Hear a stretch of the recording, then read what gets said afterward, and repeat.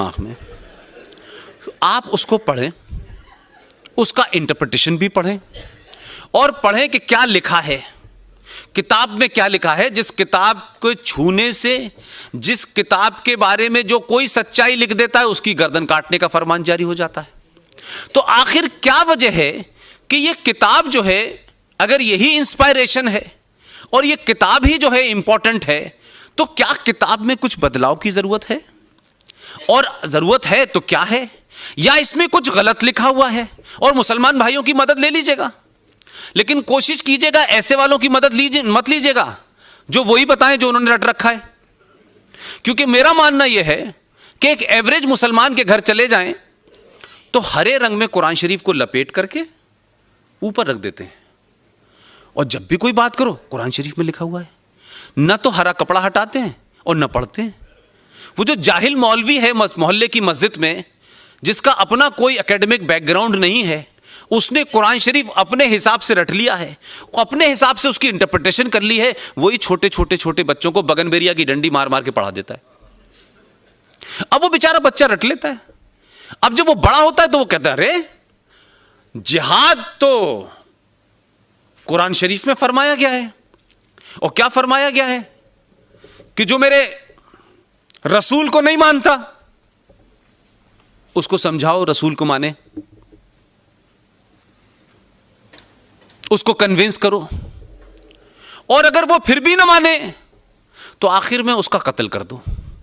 अब ये उसके यहां डाल दिया गया है। अब जावेद अख्तर गाने तो अच्छे लिख रहे, लेकिन वो क्या कहते हैं, मैं उनको बहुत बड़ा मक्कार मानता हूं। मेरे सबसे बड़े भाई के क्लासमेट थे अलीगढ़ में, मैं उनको बचपन से देख रहा हूं। उनकी मक्कारी क्या है? वो कहते हैं कि ए हिंदुओं, तुम मुसलमान जैसे मत बनो, तुम मुसलमानों को अपना जैसा बनाओ। तो आप क्या कर रहे हैं? कुछ काम आप भी लेंगे कि नहीं लेंगे? आपकी जिम्मेदारी है कि नहीं है? आप अपनी बीवी को, वैसे ये कोई निजी टिप्पणी नहीं है क्योंकि सार्वजनिक टिप्पणी की है इसलिए मैं बोल रहा हूं। उनकी बीवी भारत के सिनेमा जगत की बहुत बड़ी हीरोइन रही। कोई ऐसा नहीं था कि उनकी मूवी देखने के लिए पाकिस्तान से मुसलमान टिकट लेके आते थे और हिंदू नहीं जाते थे। इसी देश के लोगों ने बड़ा बनाया उनको, कई अवार्ड मिले उनको, लोगों ने सर पे बिठाया। भारत के राष्ट्रपति का जो एक खास कोटा होता है कि दानिश्वर लोगों को, आर्टिस्ट लोगों को राज्यसभा में नॉमिनेट करते हैं, उसमें नॉमिनेट भी रही वो। बुढ़ापे तक उन्होंने इस देश के तमाम रिसोर्सेस का तमाम मान सम्मान पाया।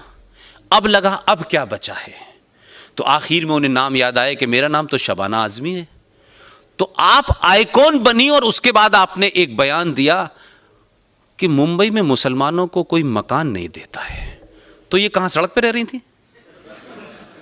ये जो मक्कारी है सैयद हामिद अंसारी से लेकर के शबाना आजमी तक, और अब तो एक नया चलन चला है कि 2015 में कुछ लोगों को डर लगा कि भाई डर लगता है, अब तो अपनी बीवी से बेडरूम में कहते हैं सुबह ही निकल चलना है यहां से। हमने कहा शायद चले जाएंगे, हमें बता दो कहां जाना है, टिकट भी हम दे देंगे, लेकिन गए नहीं। डर लगा कर का मतलब नहीं था, आप इस देश के युवाओं के आइकॉन बने, और उस आइकॉन करने के बाद आपने इस भारत की सभ्यता और भारत के संविधान और भारत के 90 करोड़ हिंदुओं के ऊपर दाग लगाने में 2 मिनट नहीं लगाए कि हमें डर लगता है, क्योंकि हिंदू जो है आक्रामक हो गया है, हिंदू इंटॉलरेंट हो गया है। शर्म आनी चाहिए उन लोगों को जो अपने किसी पॉलिटिकल एजेंडे के तहत, अपने किसी आका को खुश करने के तहत उनको डर की बात कही, और इस देश में आपने एक 90% मेजॉरिटी के ऊपर सवाल खड़ा किया। वो अभी डर खत्म नहीं हुआ था। 2018 में नसरुद्दीन शाह पैदा हो गए, अब उनको डर लग रहा है। तो मेरा नसरुद्दीन शाह अलीगढ़ यूनिवर्सिटी के पढ़े हुए हैं, उस परिवार को मैं जानता हूं, लेकिन मुझे जिन लोगों से डर लग रहा था उसको तो आपने बीवी बना रखा है अपने घर में, तो बीवी से डर लग रहा है क्या? लेकिन मैं अब इस नतीजे पे पहुंचा हूं कि इस समाज को कहना चाहिए कि नसरुद्दीन शाह और आमिर खान, जिस को इस मुल्क में डर लग रहा है, तुम्हें अब डर लगना चाहिए। हम 700 साल और 800 साल जिसका जिक्र किया जा रहा है, हम उस सब के बावजूद भी कैसे कैसे हालात में रहे। हमारे दादा परदादा, उनके दादा परदादा, कई सालों 5000 साल की सभ्यता को अगर आप देखें, हमने कभी ये नहीं कहा कि हमें डर लग रहा है। हम रहे, क्या क्या हुआ हमारे साथ, क्या क्या हुआ हमारी सभ्यता के साथ, हमें डर नहीं लगा। लेकिन इन्हीं मक्कार और मुनाफिक लोगों को सन 1947 में डर नहीं लगा जब 21 लाख लोग मर गए। इसी नसरुद्दीन शाह और आमिर खान को जब डर नहीं लगा जब मुंबई के अंदर 3,500 हिंदुओं को बम धमाकों में मार दिया गया, डर नहीं लगा। 3,500 सिखों को दिल्ली में मार दिया गया, डर नहीं लगा। 3.5 लाख कश्मीरी हिंदू पंडितों को मार के एक मुसलमान सरकार ने निकाल दिया, दंगाइयों ने मारा, डर नहीं लगा। यह मक्कारी है। ये नैरेटिव क्रिएट करने की कोशिश की जा रही है।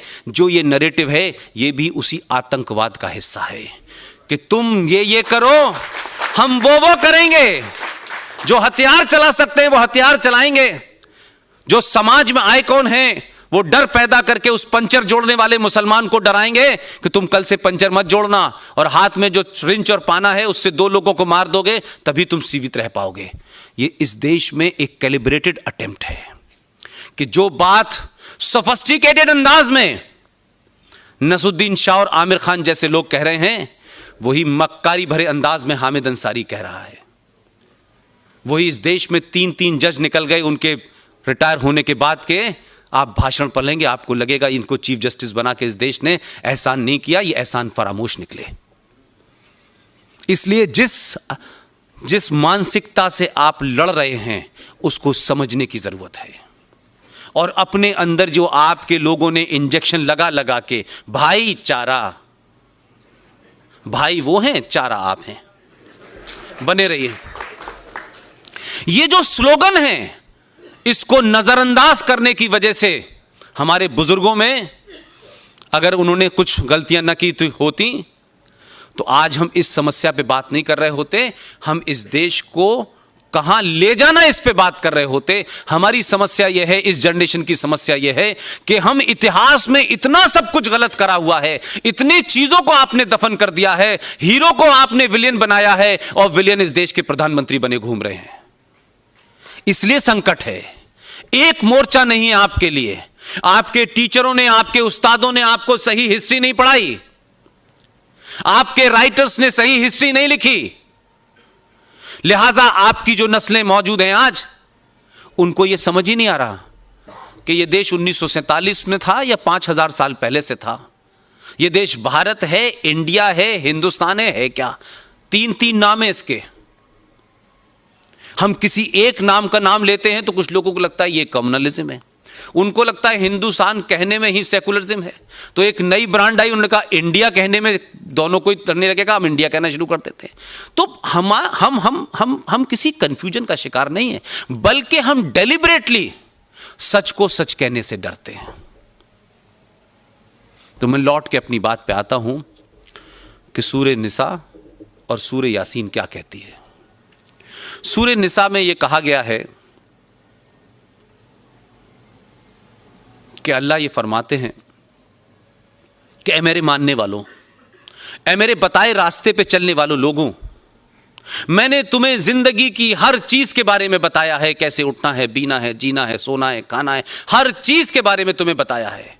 हर परेशानी का रास्ता मैंने बताया है, आने वाले संकटों के बारे में बताया है। अगर तुम मेरे बताए रास्ते से हटे और तुमने तमाम वो बातें जो मैंने तुम्हें कही हैं, जो मैंने तुम्हें समझाई हैं, जो मैंने लिखित में तुम्हें दी हैं, तो ध्यान रखना, मैं इस जमीन पर ऐसे लोग भेजूंगा जो तुम्हें रास्ते पे ले आएंगे। अब क्या कंट्राडिक्शन है? जो रास्ते पे ला रहा है ये उसी को मारने पे लगे हुए हैं, इसी की हत्या के षड्यंत्र कर रहे हैं। कभी इशरत पैदा हो जाती है, कभी सोहराबुद्दीन पैदा हो जाता है, कभी पाकिस्तान पैदा हो जाता है, कभी कश्मीर पैदा हो जाता है, कभी देवबंद में पकड़ा जाता है, कभी बरेलवी में पकड़ा जाता है। जगह जगह से लोग पकड़े जा रहे हैं कि ये हमें रास्ते पे ला रहा है। तो बताओ, वो बेचारा अल्लाह का काम कर रहा है और तुम उसी को मार रहे हो। तो तुम अल्लाह को ही नहीं मानते तो इसको क्या मानोगे भाई? तो हम सच को सच कहें, सच कहने से न डरे। और कुरान शरीफ में लिखा हुआ है कि आपकी मौत का समय मुकर्रर है, जगह मुकर्रर है, वो बता के नहीं आएगी।